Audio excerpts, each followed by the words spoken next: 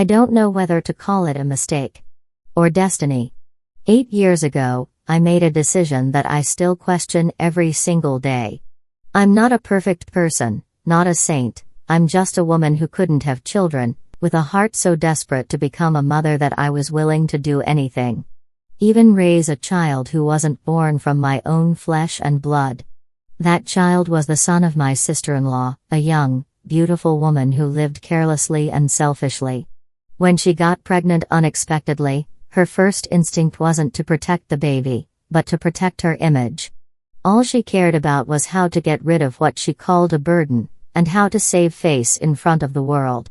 Our family was torn apart, caught between preserving our pride and saving the life of an unborn child. In the end, I stepped forward. No one forced me. I did it willingly, believing I was doing something noble, giving a child a chance at life, while healing the emptiness in my heart. We kept everything a secret. No one, friends, neighbors, not even extended relatives, knew that the child wasn't biologically mine. From the very first time I held him in my arms, I loved him deeply. I loved the scent of baby milk in his hair, the innocence in his eyes, the way his laughter lit up my world. I was there for his first steps, his first words, the first time he looked at me and called me mom, full of trust and love. I truly believed things would stay that way forever. But life is never that simple. One day, after 8 years of complete silence, my sister-in-law came back. She walked into my home like a cold wind in the middle of summer, and without warning, she said the words that shattered everything I knew: "I've come to take my son back." My husband and I got married when I had just turned 27. He was a kind, gentle man who loved me as if I were his whole world. We had a stable life together, a small home, a cozy rose garden behind the porch, and just one dream that had yet to come true: a child. For the first 3 years, I tried everything to get pregnant, from Eastern medicine to Western treatments. We hoped, we cried, we clung to every fragile thread of possibility. Until one day, the doctor finally said, "Your chances of conceiving naturally are close to 0. That was the first time I saw my husband cry. As for me, I didn't cry. I just froze, like the door to motherhood had been slammed shut in my face. It was around that time that Linda, my sister-in-law, came into our lives like a storm. She was my husband's younger sister, 6 years younger than me. Beautiful, sharp-tongued, bold. She lived recklessly, doing whatever she pleased. Linda had everything I didn't: youth, freedom, and a baby growing inside her. She was pregnant by a married man, an affair that was reckless, shameful, and destined to fall apart. When she found out about the baby, Linda panicked. She didn't want it, not because she couldn't raise it, but because she didn't want to be tied down. She said, "I'm still young. I'm not ready to be a mom. I'm not going to waste my youth on one stupid mistake." The family was devastated. My mother-in-law nearly fainted when she heard the news. No one knew what to do. And then, one tearful, silent evening, Linda whispered the words, "Maybe I'll just get rid of it." That's when I spoke. "Don't. I'll raise the baby." Even as the words left my mouth, I couldn't believe I had said them. But when I looked into Linda's cold, indifferent eyes, devoid of any maternal instinct, I knew, if I didn't step in, that child would never have a chance to live. Linda didn't take long to accept my offer. She didn't ask why, didn't question whether I had truly thought it through. She simply shrugged and replied with chilling indifference, "If you want to raise it, then raise it. But you must keep it a secret. I don't want to be involved in any of this." That night, an unspoken agreement was made, not on paper, not under the law, just a promise between two women. And an unborn child who had no say, yet would be the only witness. Not long after, Linda left the city, claiming she was going abroad for her studies. It was a convenient excuse to hide the growing belly and avoid questions. She cut ties with almost everyone, even her own mother. To the world, she was a young woman chasing her dreams in America. But only my husband and I knew the truth. Linda had chosen to walk away from motherhood, and I had chosen to step into it for her. 3 months later, she returned quietly, without notice or warning. On a stormy night, with rain pounding the windows, she handed the baby to me. There were no hugs, no tears, no regrets, only a loosely wrapped blanket, a small bundle of newborn clothes, and a few cold, final words: "From now on, he's your son. Never tell him about me." She turned and walked away so fast, it was as if staying one more second might break her resolve. I stood there in the middle of the living room, holding this tiny life in my arms, trembling from head to toe. He was so light, so incredibly fragile, completely dependent on me to survive. Under the dim yellow light, I looked into his half-closed eyes, his lashes still wet with tears, and I made a silent vow: "You may not be born of my blood, but I will love you with every part of my soul. I will love you so deeply that no one will ever question whether you're truly mine." The very next day, we registered his birth certificate, listing me as his biological mother. No one doubted a thing. After all, I had already told everyone I was pregnant after undergoing fertility treatment. Our family, friends, and neighbors all believed he was my miracle baby.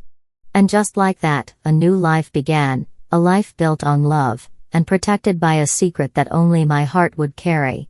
I used to think I would have to pretend, force myself to play the role of a mother. But I was wrong. I never had to try. From the very first moment I held him in my arms, I knew, my heart already belonged to this child. There was no need for blood ties, no need for DNA. All it took was one tiny breath, one soft little cry, and I was his. Completely. It was a love that came instinctively, fiercely, and unconditionally. In those first few months, he cried almost every night. I barely slept. I would pace back and forth across the living room, rocking him gently, counting each step, humming with each breath. Every hiccup, every sneeze made me panic. I researched everything: the exact temperature to warm a bottle, how to soothe colic, how to massage his chest so he could sleep better. I didn't want to make a single mistake. My husband, though hesitant in the beginning, soon grew to love the boy like he was his own flesh and blood. He would trim our baby's nails with his clumsy hands, sing old lullabies his father used to sing to him, and every evening after work, he'd kiss the baby's forehead and whisper, "Were you a good boy today, son?" When our son started to crawl, I spent hours on the floor cheering him on like he was competing in the Olympics. The first time he had a fever, just a minor viral one, I nearly fainted at the hospital. I cried. Not because I didn't know what to do, but because I had never in my life felt so terrified of losing something. Someone. And then, on a bright sunny morning, as I was dressing him, he turned to me with those sparkling eyes. And said his very first words. "Mama. Mama." I froze. The world around me fell silent. I didn't know when the tears started falling. I just pulled him close and whispered back, "I'm here. I'm your mama, sweetheart." From that moment on, I never again questioned whether I was truly his mother. Because love had already answered everything. Those early years of motherhood passed by faster than I ever imagined. Life gradually found its rhythm again, only this time, it was filled with the sound of a child's laughter, the soft scent of baby powder, and cozy bedtime stories whispered under warm blankets. My husband transformed too. From a quiet, reserved man, he became a gentle, funny father.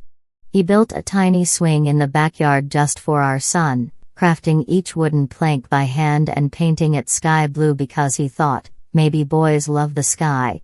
I created photo albums, capturing every moment, from his first little push-up to his first crawl, and then those shaky, magical first steps.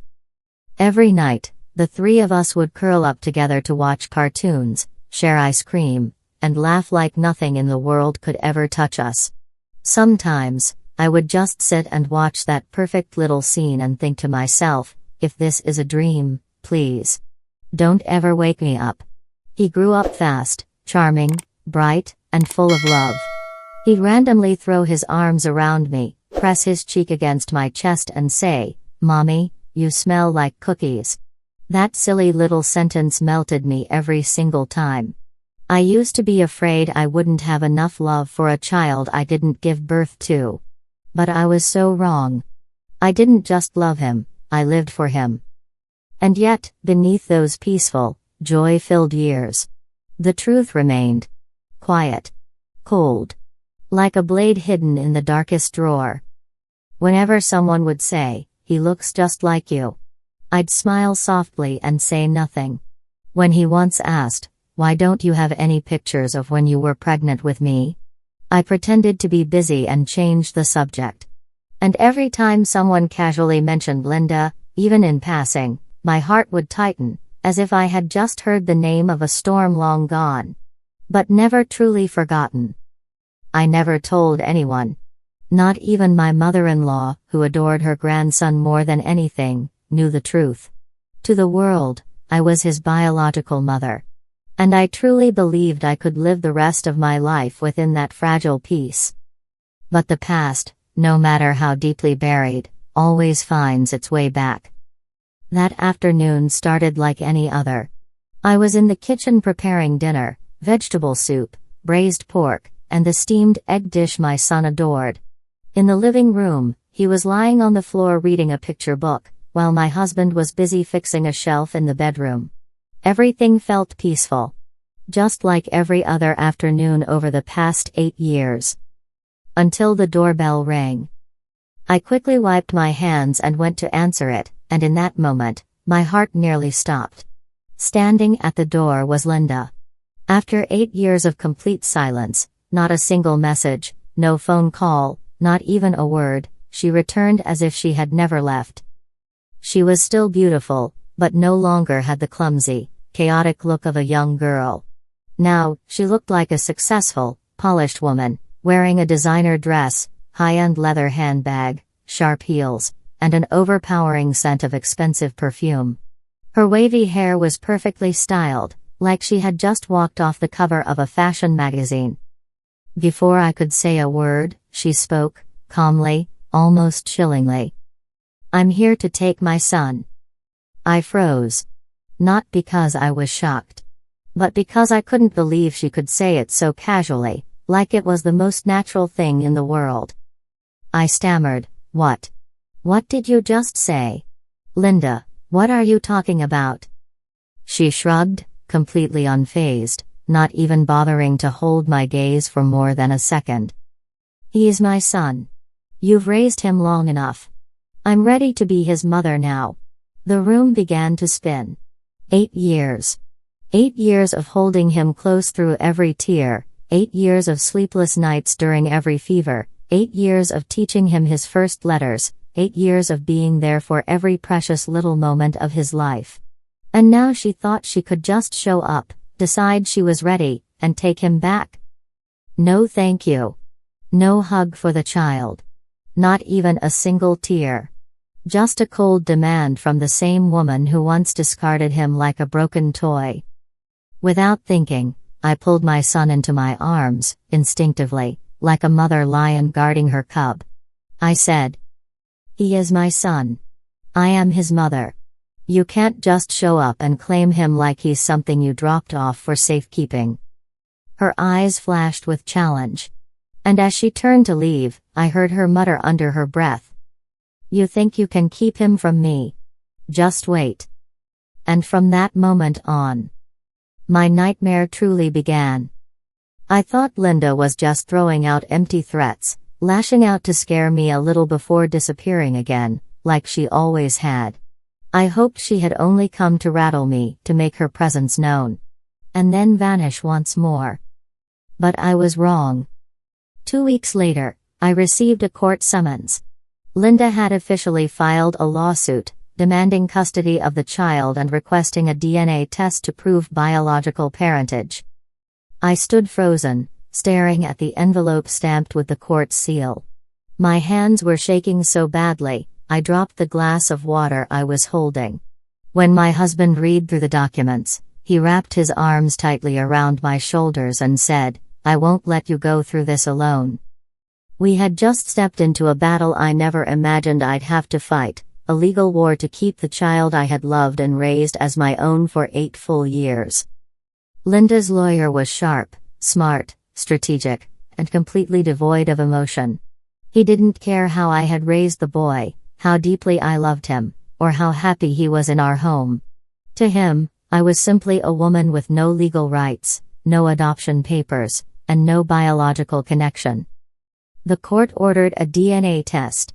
And the results, something I had always known, confirmed the obvious: the boy was Linda's biological son. On paper, it was undeniable. And in the courtroom, it was the most powerful evidence against me. I couldn't sleep. Nights stretched endlessly, thick like fog. I lay beside my son, watching his peaceful, angelic face as he slept, and I wondered, if one day I was no longer mom, would he still wrap his arms around me and whisper, "I love you, mommy"? My husband tried to stay strong for me, tried to reassure me, but I saw the fear in his eyes. He said softly, "Your love for him is stronger than anything. But the law doesn't always understand love." And then, the moment I feared the most finally came. Our son overheard a conversation between me and our lawyer. He stood silently in the hallway, shrouded in shadows, his eyes wide with confusion and hurt. Later, he didn't cry. He didn't scream. He simply came to me and asked in the softest voice, "Mom, is it true that I'm not really your son?" My heart felt like it was being crushed. I didn't know what to say. I wasn't ready. He was still too young. But the truth was starting to leak through, like a crack in the wall I had tried so hard to hold up for 8 long years. Now I stood at a crossroads: either fight a losing battle, or let go, and return him to the woman who once abandoned him like he was nothing. In the days leading up to the trial, I moved through life like a sleepwalker.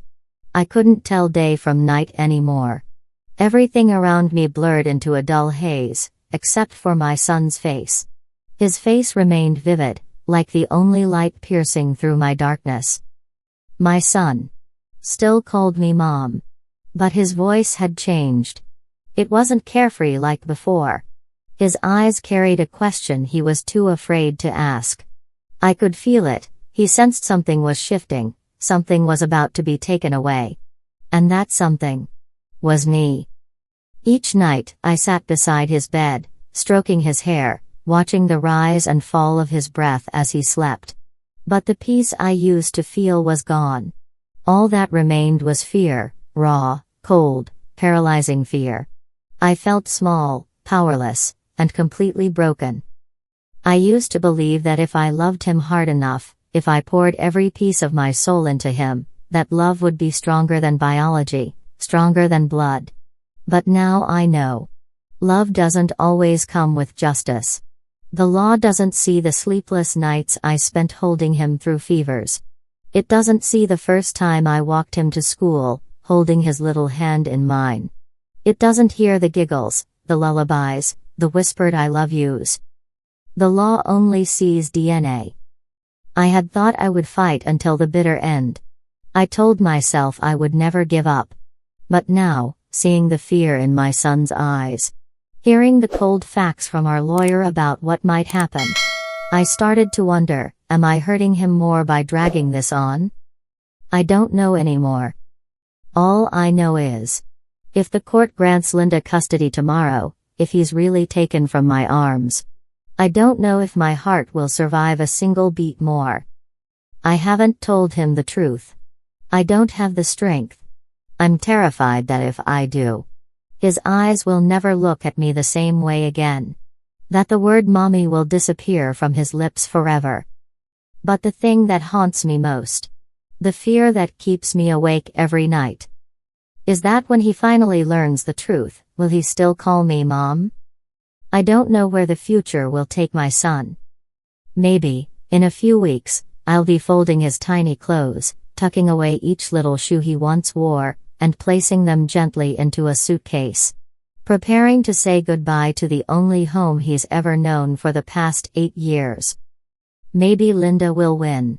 She has everything the law recognizes: biology, blood ties, financial stability. And me? I'm just a woman with no legal papers, no shared DNA. Just a name fading in the background of a case file. But there's one thing no one can ever take from me. Memories. The sound of his laughter echoing through our sunlit backyard. The first time he looked at me with those bright, trusting eyes and said the word mom. The quiet nights when we curled up together, his tiny hand wrapped around my finger, afraid I'd disappear. Even if the day comes when he's no longer in my arms, I will still love him, just as fiercely as I did the very first time I held him. My love didn't need blood to begin, and it certainly doesn't need the law to be real. I don't know if, once he knows the truth, he'll still call me mom. But I pray that in his heart, I'll always be the first, and the forever, mother he remembers. Studio microphone emoji. And what about you? If you were in my shoes, would you keep fighting, or let go, so your child could have a life that seems more secure, even if it no longer includes you? Right pointing finger emoji. Share your thoughts in the comments below. Every voice matters, because this isn't just my story. It could be anyone's.